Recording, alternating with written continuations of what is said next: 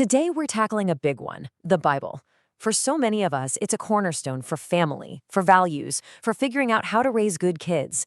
But let's be honest, in our crazy modern world, how does a book this ancient still have something to say? Well, we're going to dig in and find out. So first, let's just get some perspective here. The Bible isn't just another book on the shelf. It is, hands down, the #1 best-selling book of all time.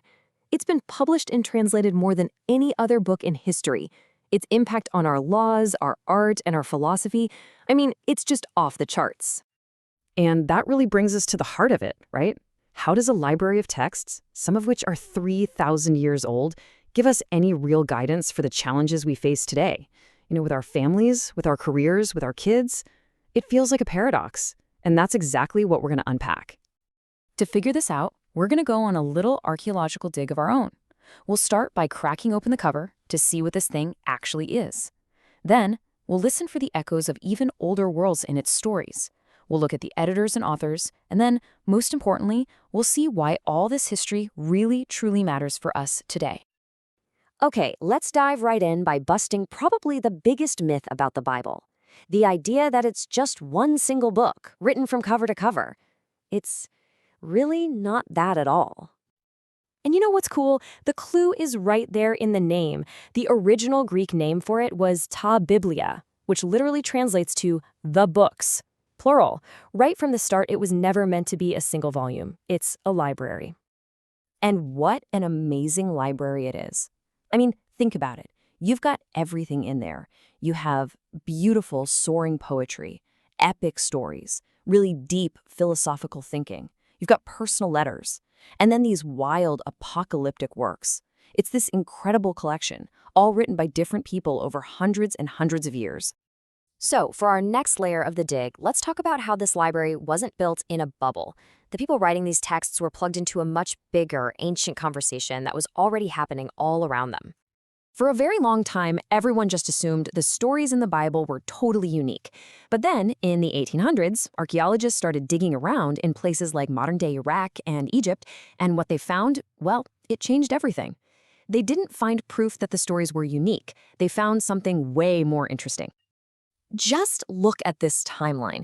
You can see that some of the Bible's most foundational ideas, its laws, its stories, actually had earlier versions floating around the ancient world for centuries, before the Hebrew scribes even wrote their accounts down in the first 5 books of the Bible. Take a look at this. On the left, a law from the famous Babylonian Code of Hammurabi, and on the right, an almost identical one from the book of Exodus. Now, what does this tell us? It means an eye for an eye wasn't some new, brutal call for revenge. It was actually a widely understood legal principle of proportional justice. It was meant to limit retaliation, to keep things fair. The biblical authors were taking a common-sense legal standard and saying, this is how we'll build a just community. And we see the same thing with the flood story. A version of this story was already super famous in Mesopotamia, but here's the twist. In the older myth, the gods send the flood just because humans are being too loud. Annoying, right? But in Genesis, the writers completely reframe it. It's a response to moral breakdown. And even more importantly, it ends with a promise, a covenant that it will never happen again. They took a popular story and turned it into this incredible lesson about morality, redemption, and hope. So here's the big takeaway. The biblical authors weren't just stenographers recording history. They were brilliant thinkers. They were taking the big stories and ideas of their day and intentionally reshaping them to teach very specific values, transforming common laws into a vision for justice, and turning popular myths into profound lessons about hope. Okay, now we're digging even deeper. We're getting to the human element. If these texts were part of an ancient conversation, who were the people who decided which voices got included in the final library? And how did they arrange them? So let's jump over to the New Testament for a minute. It's a really common belief that the Gospels, Matthew, Mark, Luke, and John, are like first-hand eyewitness reports. But scholars are pretty clear on this. They're not. They were written down decades after the fact by authors who were gathering stories from oral traditions, not writing down their own memories. Now this is where it gets really surprising. Look at the dates here. The letters from the Apostle Paul, which are all about the meaning of Jesus' life, were actually written before the Gospels that tell the story of his life. That means Paul's interpretations and his theology deeply influenced how the gospel writers eventually told that story. The why actually came before the what. You see, the Bible we have today didn't just fall out of the sky, perfectly formed. For centuries, early Christian communities argued, passionately, about everything. Which writings were truly inspired? What was the deal with Jesus?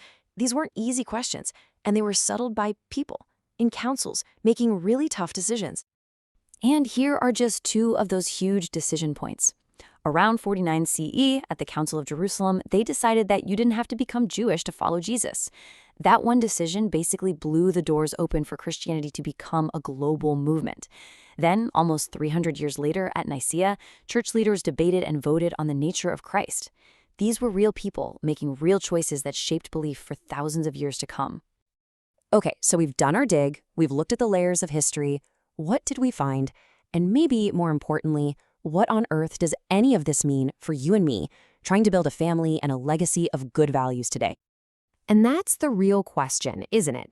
Does knowing all this messy history, that the Bible is a human library, that it borrows from other cultures, that it was put together through debates and votes, does that somehow take away its power or its meaning?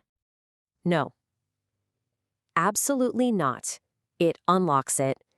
Knowing the context doesn't destroy the meaning. In fact, it helps us find a much deeper, more profound meaning. Because once we see past the ancient cultural details, we start to see these timeless human themes that just echo through the centuries. Hope in the face of disaster. That's a lesson in resilience we can teach our kids when they're having a tough time. The possibility of redemption. That's a model for forgiveness in our own families. The importance of community and justice. That's about creating a fair and loving home and looking out for our neighbors. The power of Thanksgiving. I mean, that's a value we can literally practice at the dinner table tonight. These are the values that build a legacy. So this history gives us this amazing new toolkit for how we read these stories with our families. Instead of getting bogged down in some ancient rule that doesn't make sense, we can ask 3 simple questions. 1, what's the context? Who wrote this and why? 2, what's the core theme? Is this really about hope or justice or forgiveness? And 3, how can we apply that principle, that big idea, to guide our family right here, right now? And maybe that's the biggest takeaway of all. What if the Bible isn't a rigid blueprint, a static rulebook that was dropped from the sky?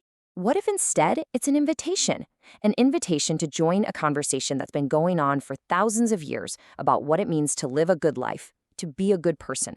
It's a conversation we can have in our own homes, and it's the kind of conversation that builds a legacy that will last for generations.